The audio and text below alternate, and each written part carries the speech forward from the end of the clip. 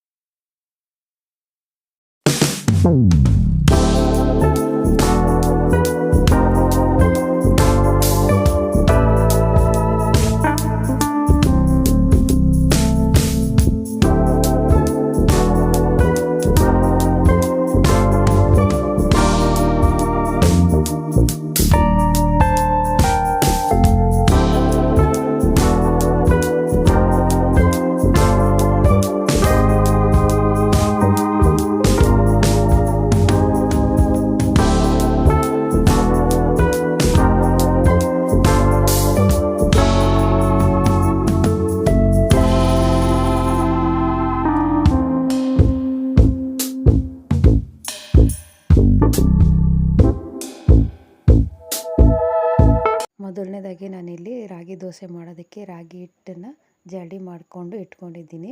ಈ ಬೌಲಾಗಷ್ಟೇ ನಾನು 2 ಕಪ್ಪು ತೊಗೊಂಡಿದ್ದೀನಿ. ಮತ್ತು ಗೋಧಿ ಹಿಟ್ಟು ಬಂದು 1/4 ಬೌಲಾಗಷ್ಟು ತೊಗೊಂಡಿದ್ದೀನಿ. ರಾಗಿ ದೋಸೆ ಹೆಲ್ತಿಗೆ ತುಂಬಾ ಒಳ್ಳೆಯದು. ಮತ್ತು ಈಗ ನಾನು ಆ ಗೋಧಿ ಹಿಟ್ಟನ್ನ ರಾಗಿ ಹಿಟ್ಟೊಂದಿಗೆ ಮಿಕ್ಸ್ ಮಾಡ್ಕೊತಾ ಇದ್ದೀನಿ. ನೀವು ಬೇಕಿತ್ತು ಅಂದರೆ ಇದ್ರ ಜೊತೆ ಸ್ವಲ್ಪ ಮೈದಾ ಮತ್ತು ರವೆ ಕೂಡ ಮಿಕ್ಸ್ ಮಾಡ್ಕೊಬೋದು. ಈಗ ನಾನೊಂದು ರುಚಿಗೆ ತಕ್ಕಷ್ಟು ಉಪ್ಪನ್ನು ಹಾಕ್ಕೊತಾ ಇದ್ದೀನಿ. ಹಾಕ್ಕೊಂಡ್ರೆ ಇವಾಗ ಡ್ರೈಯಾಗಿ ನಾನು ಒಂದು ಸತಿ ಮಿಕ್ಸ್ ಮಾಡ್ಕೊತೀನಿ ನೀಟಾಗಿ. ಎಲ್ಲ ಉಪ್ಪು ಮತ್ತು ಹಸಿಟ್ಟು ಎಲ್ಲ ಸ್ವಲ್ಪ ಹೊಂದ್ಕೊಳ್ಳೆ ಅಂತ ಹೇಳ್ಬಿಟ್ಟು. ಈ ರಾಗಿ ರೊಟ್ಟಿ ಮತ್ತು ಮುದ್ದೆ ಯಾರ್ಯಾರು ತಿನ್ನಲ್ವೋ ಈ ರೀತಿ ಮಾಡಿಕೊಟ್ರೆ ತುಂಬಾ ಚೆನ್ನಾಗಿರುತ್ತೆ. ಮತ್ತು ಮಕ್ಳಿಗೂ ಕೂಡ ತುಂಬ ತಿನ್ನೋದಕ್ಕೆ ಚೆನ್ನಾಗಿರುತ್ತೆ. ನೀವು ಇದ್ರ ಜೊತೆ ಚಟ್ನಿ, ಪಲ್ಯ ಮತ್ತು ಟೊಮೊಟೊ ಗೊಜ್ಜು, ಉಪ್ಪಿನಕಾಯಿ ಏನಿದ್ರೂ ಕೂಡ ತುಂಬ ರುಚಿಯಾಗಿರುತ್ತೆ. ಸೊ ಒಮ್ಮೆ ಟ್ರೈ ಮಾಡಿ. ನಾನೀಗ ಅದಕ್ಕೆ ಸ್ವಲ್ಪನೇ ನೀರನ್ನು ಹಾಕ್ಕೊಂಡು ರುಬ್ಕೋತಾ ಇದ್ದೀನಿ. ಹಾಗೆಯೇ ಕೈಯಲ್ಲೇ ನಾನು ಮಿಕ್ಸ್ ಮಾಡಿಕೊಂಡು ನಿಮಗೇನಾದರೂ ಎಷ್ಟು ತೆಳ್ಳಗೆ ಬೇಕು ಅನಿಸ್ತು ಅಷ್ಟು ತೆಳ್ಳಗೆ ಕೂಡ ಮಾಡ್ಕೋಬೋದು. ಗೋಧಿ ಹಿಟ್ಟು ಹಾಕೋ ಕಾರಣ ಏನು ಅಂತಂದರೆ ಬರೀ ರಾಗಿ ಹಿಟ್ಟಲ್ಲಿ ನಾವು ದೋಸೆಯನ್ನು ಹುಯ್ಯೋದಕ್ಕಾಗಲ್ಲ. ಹಂಗಾಗಿ ನಾನು ಸ್ವಲ್ಪ ಗೋಧಿ ಹಿಟ್ಟು ಮಿಕ್ಸ್ ಮಾಡಿಕೊಂಡ್ರೆ ರವೆ ಹಾಕ್ಕೊಂಡ್ರು ಕೂಡ ಇನ್ನೂ ತುಂಬ ಗರಿಗರಿಯಾಗಿ ತುಂಬ ಚೆನ್ನಾಗಿ ಬರುತ್ತೆ.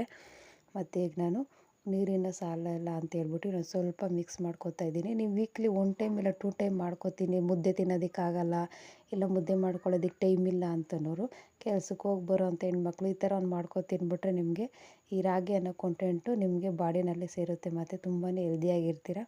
ಮತ್ತು ನಾನೀಗ ಕಲಸ್ಕೊಂಡಿರೋದನ್ನ ಹೆಂಚಿ ಕಾಯಕ್ಕಿಟ್ಟಿದ್ದೆ. ಹೆಂಚ ಮೇಲೆ ನೋಡಿ ಎಷ್ಟು ಚೆನ್ನಾಗಿ ಬರ್ತಾಯಿದೆ ರಾಗಿ ದೋಸೆ ಅಂತ ಹೇಳ್ಬಿಟ್ಟು. ಇದೇ ಥರನ ನಾವು ಗೋಧಿ ಹಿಟ್ಟು, ಬರೀ ಗೋಧಿ ಹಿಟ್ಟಲ್ಲಿ ಕೂಡ ಮಾಡ್ಕೋಬೋದು. ಆದರೆ ಗೋಧಿ ಹಿಟ್ಟು ಡೈಜೆಷನ್ಗೆ ಸ್ವಲ್ಪ ಬೇಗ ಇದು ಮಾಡಲ್ಲ, ಹೆಲ್ಪ್ ಮಾಡಲ್ಲ. ಮತ್ತು ರಾಗಿ ಹಿಟ್ಟಾದರೆ ತುಂಬ ಚೆನ್ನಾಗಿ ಡೈಜೆಷನ್ ಆಗುತ್ತೆ ಮತ್ತು ಹೆಲ್ತ್ಗೂ ಕೂಡ ತುಂಬ ಒಳ್ಳೆಯದು.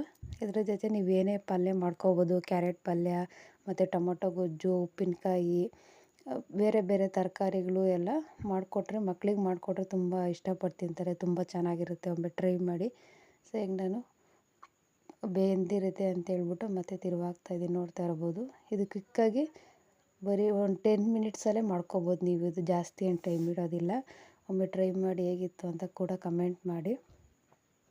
ನೋಡ್ತಾ ಇರ್ಬೋದು ಎಷ್ಟು ಚೆನ್ನಾಗಿ ಗರಿಗರಿಯಾಗಿ ಬಂದಿದೆ ಅಂತ ಹೇಳ್ಬಿಟ್ಟು. ಸೊ ಮತ್ತು ನಾನು ಲಾಸ್ಟ್ ಟೈಮ್ ರವೆ ಒಂದು ಹೆಲ್ತ್ ಫುಡ್ಡು ರವೆ ರೊಟ್ಟಿ ಯಾವ ಥರ ಮಾಡೋದು, ಮಸಾಲೆ ರೊಟ್ಟಿ ಅಂತ ಕೂಡ ಹಾಕಿದ್ದೆ. ಅದೇ ರೀತಿ ನೀವು ಇದನ್ನು ಕೂಡ ಮಾಡ್ಕೊಬೋದು. ಈರುಳ್ಳಿ, ಮೆಣಸಿನ್ಕಾಯಿ, ಕಡಲೆ ಬೀಜ ಎಲ್ಲ ಕೂಡ ಹಾಕ್ಕೊಬೋದು ಇದಕ್ಕೂ ಕೂಡ. ಅದೇ ಇದು ದೋಸೆ ಥರ ಹುಯ್ಯೋಕ್ಕಾಗಿಲ್ಲ ಅಂತನ್ನೋರು ನಾವೇನು ಮಾಮೂಲಿ ಹೆಂಚಿನ ಮೇಲೆ ತಟ್ತೀವಲ್ಲ ಆ ಥರ ಕೂಡ ಮಾಡ್ಕೊಬೋದು. ಇದ್ರ ಕಾಂಬಿನೇಷನ್ ಬಂದ್ಬಿಟ್ಟು ನಾನು ಕ್ಯಾರೆಟ್ ಪಲ್ಯ ಮಾಡ್ಕೊಂಡಿದ್ದೀನಿ. ಕ್ಯಾರೆಟ್ ಪಲ್ಯ ನೀವೇನೇ ಮಾಡಿಕೊಂಡ್ರು ತರಕಾರಿ ಪಲ್ಯ ತುಂಬಾ ಚೆನ್ನಾಗಿರುತ್ತೆ. ಇಂಪಾರ್ಟೆಂಟಾಗಿ ಹೆಲ್ತು ಚೆನ್ನಾಗಿರುತ್ತೆ. ಕ್ಯಾರೆಟ್ ಪಲ್ಯ ಸಿಂಪಲಾಗಿ ಮಾಡ್ಕೊಂಡಿದ್ದೀನಿ. ಕ್ಯಾರೆಟು ತುರಿದಿಕ್ಕೊಂಡು ಮತ್ತು ಒಗ್ಗರಣೆಗೆ ಈರುಳ್ಳಿ, ಸಾಸಿವೆ, ಕರಿಬೇವು, ಮೆಣಸಿನ್ಕಾಯಿ ಹಾಕ್ಕೊಂಡು ಒಗ್ಗರಣೆ ಹಾಕ್ಕೊಂಡು ಮಾಮೂಲಿ ಈ ಕ್ಯಾರೆಟ್ ಹಾಕ್ಬಿಟ್ಟು, ಕ್ಯಾರೆಟ್ ತುರಿ ಹಾಕ್ಬಿಟ್ಟು ಬೇಯಿಸಿಟ್ಕೊಂಡಿದ್ದೀನಿ ಸಿಂಪಲ್ಲು. ನಾನು ಅದು ಒಂದು ಕ್ಲಿಪ್ಪು ಮಿಸ್ ಆಗಿತ್ತು ನನಗೆ, ಹಂಗಾಗಿ ಹಾಗೆ ಹೇಳ್ತಾಯಿದ್ದೀನಿ. ನಾನು ಇವಾಗ ಇನ್ನೊಂದು ರೊಟ್ಟಿ ಹಾಕ್ಕೊಂಡಿದ್ದೆ, ನೋಡ್ತಾ ಇರ್ಬೋದು ಎಷ್ಟು ಚೆನ್ನಾಗಿ ಬರ್ತಾಯಿದೆ ಅಂತ ಹೇಳ್ಬಿಟ್ಟು. ನೀವು ಹೆಂಚಿನ ಮೇಲೆ ಹಾಕ್ಕೊಂಡ್ರು ಕೂಡ ತುಂಬಾ ರುಚಿಯಾಗಿ ಬರುತ್ತೆ. ಮತ್ತು ಇದು ರಾಗಿ ಅನ್ನೋದು ದೇಹಕ್ಕೆ ತಂಪು. ಮತ್ತು ರೈಸ್ ಐಟಮ್ ಆದಷ್ಟು ಅವಾಯ್ಡ್ ಮಾಡಿಕೊಂಡು ಈ ರೀತಿ ಮಾಡ್ಕೊತೀರ ಅಂತಂದರೆ ತುಂಬಾ ಚೆನ್ನಾಗಿರುತ್ತೆ. ಒಮ್ಮೆ ಟ್ರೈ ಮಾಡಿ. ಮತ್ತು ರಾಗಿ ಮುದ್ದೆ ಕೂಡ ಎಷ್ಟು ಒಳ್ಳೆಯದು ಅಂತಂದರೆ ರಾಗಿ ದೋಸೆ ಕೂಡ ಅಷ್ಟೇ ಒಳ್ಳೆಯದು. ನೀವು ವೀಕ್ಲಿ 1 ಟೈಮ್ ಮಾಡ್ಕೊಂಡು ಸಾಕು, ನಿಮಗೆ ತುಂಬಾ ಉಪಯೋಗ ಇದು. ಮತ್ತು ಮಕ್ಕಳಿಗೆಲ್ಲ ಕ್ಯಾರೆಟ್ ಪಲ್ಯ, ತರಕಾರಿ ಪಲ್ಯ ಇವನ್ನೆಲ್ಲ ಹೆಚ್ಚು ಮಾಡಿಕೊಡ್ತಾಯಿರಿ, ತುಂಬಾ ಒಳ್ಳೆಯದು. ಸೊ ಇನ್ನು ಯಾರ್ಯಾರು ಚಾನಲ್ನ ಸಬ್ಸ್ಕ್ರೈಬ್ ಮಾಡ್ಕೊಂಡಿಲ್ಲ ಸಬ್ಸ್ಕ್ರೈಬ್ ಮಾಡ್ಕೊಳ್ಳಿ.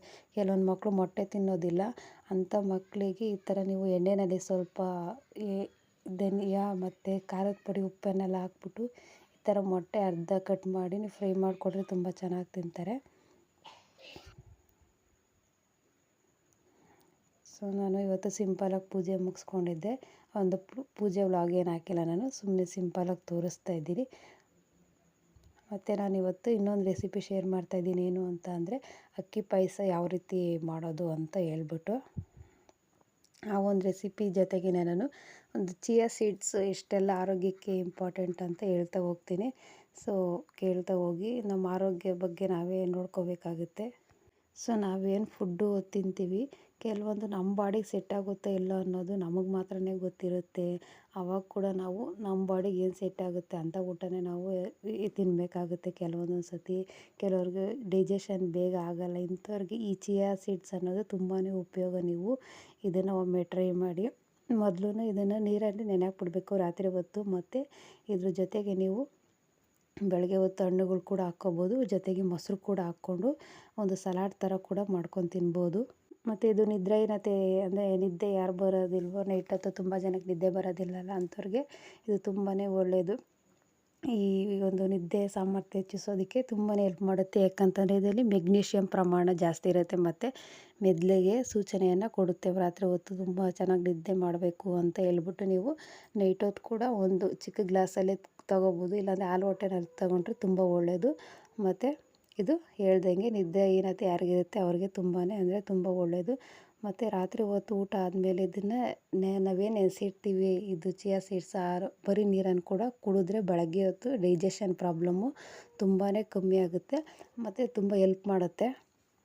ಮತ್ತು ಹೃದಯ ಸಮಸ್ಯೆ ಇರೋರಿಗೆ ಇದು ನೀರು ಕುಡಿಯೋದ್ರಿಂದ ತುಂಬಾ ಉಪಯೋಗ ಆಗುತ್ತೆ. ಮತ್ತು ದೈಹಿಕದ್ದು ಅಂದರೆ ನಾವು ಏನು ವೆಯ್ಟ್ ಗೇನ್ ಮಾಡೋರು ಇರ್ತೀರಲ್ಲ ಅಂಥವ್ರಿಗೂ ಕೂಡ ತುಂಬಾ ಹೆಲ್ಪ್ ಆಗುತ್ತೆ. ಯಾಕಂದರೆ ಇದರಲ್ಲಿ ನಾರಿನಂಶ ಇರುತ್ತೆ ಅಂತ ಅಂದರೆ ಒಂದು ಫೈಬರ್ ಕಂಟೆಂಟ್ ಇರುತ್ತೆ. ಸೊ ಹಂಗಾಗಿ ಈ ಹೆಲ್ತ್ ಇಶ್ಯೂ ಇರೋರಿಗೆ ತುಂಬಾ ನಾವು ಸಂಜೆ ಹೊತ್ತು ಸ್ನ್ಯಾಕ್ಸ್ ತಿಂತೀವಿ ಆಚೆ ಹೋಗಿ ಫಾಸ್ಟ್ ಫುಡ್ಡು ಮತ್ತು ಈ ಗೋಬಿ ಪಾನಿಪುರಿ ಇಂಥದ್ದನ್ನೆಲ್ಲ ಸ್ವಲ್ಪ ಆದಷ್ಟು ಅವಾಯ್ಡ್ ಮಾಡಿಕೊಂಡು ಈ ಥರ ನಾವು ಮನೆಯಲ್ಲೇ ಮಾಡ್ಕೊಂಡು ತಿನ್ನೋದು ತುಂಬ ಒಳ್ಳೆಯದು. ನಾವು ಸಬ್ಜಾ ಸೀಡ್ಸ್ ಏನಿರುತ್ತೆ ಅದು ಕೂಡ ನೀವು ರಾತ್ರಿ ಹೊತ್ತು ನೆನೆಸಿಟ್ಬಿಟ್ಟು ಯಾವ ರೀತಿ ಬೆಳಗ್ಗೆ ಹೊತ್ತು ತಿಂತೀರೋ ಅದೇ ರೀತಿ ಇದು ಕೂಡ, ಮತ್ತು ಅದು ನೀರನ್ನು ಕುಡಿಬೇಕು. ಮತ್ತು ನೀವು ಆದಷ್ಟು ಇದಕ್ಕೆ ಏನಾದರೂ ಹಣ್ಣುಗಳು ಕೂಡ ಹಾಕೋಬೋದು. ಆಪಲ್ಲು, ಆರೆಂಜು ಮತ್ತು ಬಾಳೆಹಣ್ಣು, ಕಿತ್ತಳೆ ಹಣ್ಣು ಎಲ್ಲ ಹಣ್ಣುಗಳು ಕೂಡ ನೀವು ಮಿಕ್ಸ್ ಮಾಡ್ಕೊಬೋದು. ಮೊದಲಿಗೆ ನೀವು ಒಂದು 2-3 ಟೇಬಲ್ ಸ್ಪೂನು, ಜಾಸ್ತಿ ತೊಗೊಳೋದಕ್ಕೆ ಹೋಗಬೇಡಿ, 1-2 ಸ್ಪೂನ್ ತೊಗೊಂಡ್ರೆ ಸಾಕು. ತೊಗೊಂಡು ಬೀಜ ತೊಗೊಂಡು ಅದ್ರ ಜೊತೆಗೆ 1 ಕಪ್ಪು ಇಲ್ಲ 1 ಗ್ಲಾಸ್ ನೀರನ್ನು ಹಾಕಿಟ್ಕೋಬೇಕಾಗುತ್ತೆ. ನಂತರ ಅದು ಒಂದು 10-15 ನಿಮಿಷ ಆದಮೇಲೆ ತುಂಬ ಒಂದು ಫಾರ್ಮ್ ಆಗುತ್ತೆ, ತುಂಬ ಚೆನ್ನಾಗಿ ಹೊಂದ್ಕೊಳ್ಳುತ್ತೆ. ನಂತರ ನೀವು ನಿಂಬೆ ರಸ ಇಲ್ಲ ಜೇನುತುಪ್ಪ ಕೂಡ ಬೆರೆಸ್ಕೊಂಡು ತಿನ್ಬೋದು. ಇಲ್ಲ ಅಂತಂದರೆ ರಾತ್ರಿ ನೆನೆಸ್ಬಿಟ್ಟು ನೀವು ಬೆಳಗ್ಗೆ ಕೂಡ ಸೇವಿಸೋವಂಥ ಅಭ್ಯಾಸ ಮಾಡ್ಕೋಬೋದು. ಇಲ್ಲಾಂದರೆ ರಾತ್ರಿ ಹೊತ್ತು ಸೇವಿಸೋದ್ರಿಂದ ಒಂದು ಅಷ್ಟು ಲಾಭ ಇಲ್ಲ ಅಂತ ಹೇಳ್ತಾರೆ. ಸೊ ಹಂಗಾಗಿ ನೀವು ಹಾಲೊಟ್ಟೆನಲ್ಲಿ ಕುಡಿಯೋದ್ರಿಂದ ತುಂಬಾ ಉಪಯುಕ್ತ. ಒಮ್ಮೆ ಟ್ರೈ ಮಾಡಿ. ಸೊ ಮತ್ತು ಡೈಜೆಷನ್ಗೆ ತುಂಬಾ ಹೆಲ್ಪ್ ಆಗುತ್ತೆ. ನಾನಿಲ್ಲಿ ನೋಡ್ತಾ ಇರ್ಬೋದು ಎಲ್ಲ ಅಕ್ಕಿ ಪಾಯಸಕ್ಕೆ ರೆಡಿ ಮಾಡಿ ಇಟ್ಕೊಂಡಿದ್ದೀನಿ. ಮೊದಲನೇದಾಗಿ ನಾನು ಹೆಸರುಬೇಳೆ ಬೇಕಿಟ್ಕೊಂಡಿದ್ದೆ, ಮತ್ತು ನಾನು ಬೆಲ್ಲದ ಪಾಕ ಮಾಡಿಕೊಂಡು ಅದನ್ನು ಸೋಸ್ಕೊಂಡು ನಾನಿಲ್ಲಿ ಹಾಕ್ಕೋತಾ ಇದ್ದೀನಿ. ಅದ್ರ ಜೊತೆಗೆ ಸ್ವಲ್ಪ ಕಾಯಿ ತುರಿ ಮತ್ತು ಅಕ್ಕಿನ ಕೂಡ ಹುರಿದಿಟ್ಕೊಂಡು ಹಾಕ್ಕೊಂಡಿದ್ದೀನಿ. ಈ ಬೆಲ್ಲ ನೀವೇನೇ ಉಪಯೋಗಿಸಿ ಯಾವುದೇ ಥರ ಇವಾಗ ಆರ್ಗಾನಿಕ್ ಬೆಲ್ಲ ತುಂಬ ಕಮ್ಮಿ, ಹಂಗಾಗಿ ನೀವೇನೇ ಬೆಲ್ಲ ತಂದು ಈ ಥರ ಸೋಸ್ಕೊಂಡು ಮಾಡ್ಕೊಳ್ಳಿ. ನಂತರ ನಾನು ಇದಕ್ಕೆ ಏಲಕ್ಕಿ ಕುಟ್ಟಿ ಹಾಕ್ಕೊಂಡಿದ್ದೆ. ಮತ್ತು ನಂತರ ನೀವೇನಾದರೂ ಕಮ್ಮಿ ಅನಿಸ್ತು ಅಂದರೆ ಬೆಲ್ಲನೇ ಹಾಕ್ಕೊಬೋದು, ಇಲ್ಲ ಅಂತಂದರೆ ಸಕ್ಕರೆನೇ ಹಾಕ್ಕೊಬೋದು.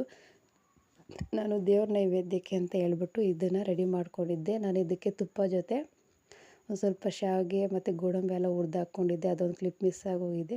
ಮೊದಲನೇದಾಗಿ ದೇವ್ರ ನೈವೇದ್ಯಕ್ಕೆ ಇಟ್ಬಿಡೋಣ ಅಂತ ಎಲ್ಲ ಹೇಳ್ಬಿಟ್ಟು ನಾನಿಲ್ಲಿ ರೆಡಿ ಮಾಡ್ಕೊಳ್ತಾ ಇದ್ದೀನಿ. ನೀವೊಮ್ಮೆ ಟ್ರೈ ಮಾಡಿ ಹೇಗಿತ್ತು ಅಂತ ಕೂಡ ಕಮೆಂಟ್ ಮಾಡಿ. ಮತ್ತು ಇನ್ನೂ ಯಾರ್ಯಾರೆಲ್ಲ ಚಾನಲ್ನ ಸಬ್ಸ್ಕ್ರೈಬ್ ಮಾಡ್ಕೊಳ್ಳಿ. ಸೊ ಎಲ್ರಿಗೂ ಹೇಳೋದೇನು ಅಂತಂದರೆ ಜೀವನದಲ್ಲಿ ಒಬ್ರಿಗಂತ ಒಂದು ಟೈಮ್ ಬರುತ್ತೆ, ಒಳ್ಳೆ ಕಾಲ ಬರುತ್ತೆ. ಸೊ ಅಲ್ಲಿವರೆಗೂ ನಾವು ನಮ್ಮ ಒಂದು ಕೆಲಸವನ್ನು ನಾವು ಮಾಡ್ತಾನೆ ಇರೋಣ. ದೇವರು ಒಂದಲ್ಲ ಒಂದು ದಿವಸ ಒಳ್ಳೇದು ಮಾಡ್ತಾನೆ. ಮತ್ತು ನಮ್ಮ ಪ್ರಯತ್ನವನ್ನು ನಾವು ಯಾವತ್ತೂ ಬಿಡೋದು ಬೇಡ. ದೇವರು ಎಲ್ರಿಗೂ ಒಳ್ಳೇದು ಮಾಡ್ತಾನೆ, ಒಳ್ಳೇದು ಮಾಡಲಿ ಅಂತ ಕೇಳ್ಕೊತಾ ಸೊ ನಾನು ಒಂದು ವ್ಲಾಗನ್ನು ನಾನು ನಿಮ್ಮ ಜೊತೆ ಶೇರ್ ಮಾಡ್ತಾಯಿದ್ದೀನಿ. ಸೊ ನಾವೇನೇ ಇದ್ದರೂ ನಮ್ಮ ಕೆಲಸದ ಬಗ್ಗೆ ನಮ್ಮ ಒಳ್ಳೆತನ ಇದ್ದರೆ ಸಾಕು ಅಂತ ಹೇಳ್ತೀನಿ. ಮತ್ತು ಈ ವಿಡಿಯೋ ಯಾರಿಗೆಲ್ಲ ಇಷ್ಟ ಆದರೆ ಲೈಕ್ ಮಾಡಿ ಅಂತ ಹೇಳ್ತಾ ಇನ್ನೊಂದು ವ್ಲಾಗಲ್ಲಿ ಸಿಗ್ತೀನಿ. So thanks for watching.